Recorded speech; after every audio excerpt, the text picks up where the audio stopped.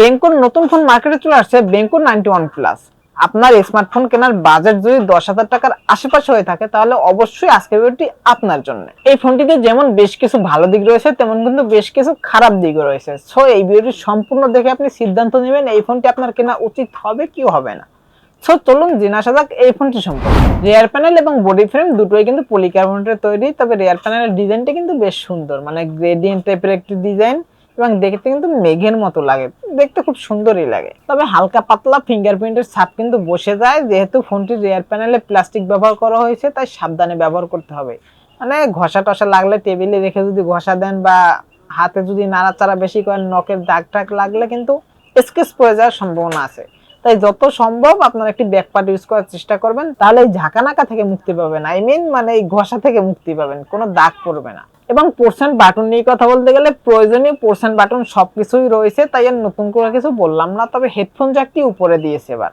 তবে এই হেডফোন জ্যাকটি কিন্তু আমার কাছে নিচেই ভালো লাগে, মানে গেমিং করার ক্ষেত্রে যখন হেডফোন জ্যাকটি নিচে থাকে হাত দিয়ে ধরলে কিন্তু ভালো লাগে, মানে তবে উপরে থাকলে হাত দিয়ে ধরতে একটু অসুবিধা মনে হয় আমার কাছে। এবং স্পিকার একটাই, তবে কি যেন কমতি কমতি অনুভব করছি। ও নয়েজ ক্যান্সেলেশন মাইক, ভাই এটাই কিন্তু নয়েজ ক্যান্সেলেশন মাইক নেই, এখানে একটু কমতি কমতি লাগছে। ডিসপ্লে সেকশন রয়েছে 6.56 ইঞ্চির একটি এইচডি প্লাস আইপিএস এলসিডি প্যানেলের ডিসপ্লে এবং সাথে রয়েছে 90 হার্জ রিফ্রেশ রেট।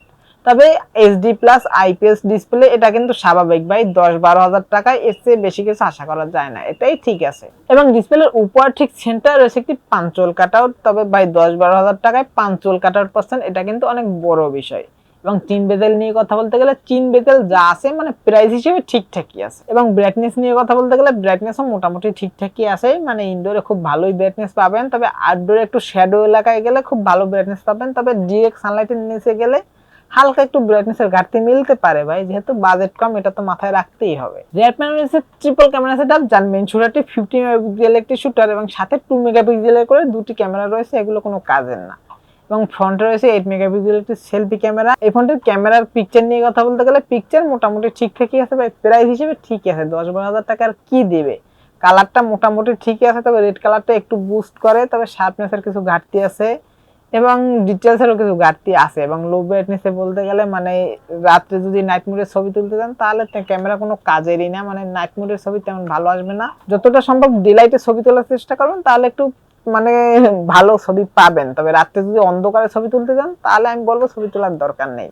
আর এই ফোনের মেইন ক্যামেরা মানে রিয়ার ক্যামেরা দিয়ে সর্বোচ্চ ভিডিও শুট করতে পারবেন 1080p 30 fps এবং এটাতে কিন্তু কোনো প্রকার কোনো ভয়েস সাপোর্ট নেই। সো সাবধানে ভিডিও করবেন, মানে ভিডিও করার সময় হাত নাড়াচাড়া করলে তো বুঝেনি সে কৃষি ভাব কিন্তু চলে আসবে আপনার বাসায় দাওয়াত খেতে। যতটা সম্ভব স্টেবলাইজ ভাবে ভিডিও করার চেষ্টা করবেন, তাহলে ভিডিও কোয়ালিটি সুন্দর পাবেন। ফোনটি দুটি ভ্যারিয়েন্টে মার্কেটে পেয়ে যাবেন, 6GB র্যামের সাথে 128GB স্টোরেজ এবং আরেকটি ভ্যারিয়েন্ট পেয়ে যাবেন 8GB র্যামের সাথে 256GB স্টোরেজ। এবং এই ফোনটিতে প্রসেসর হিসেবে ব্যবহার করেছে ইউনিসকের T606 প্রসেসর, এটা কিন্তু অনেক আগে থেকে অনেক ফোনেই দেখছেন। সো প্রসেসরটা আরেকটু আপডেট করলে ভালো হতো।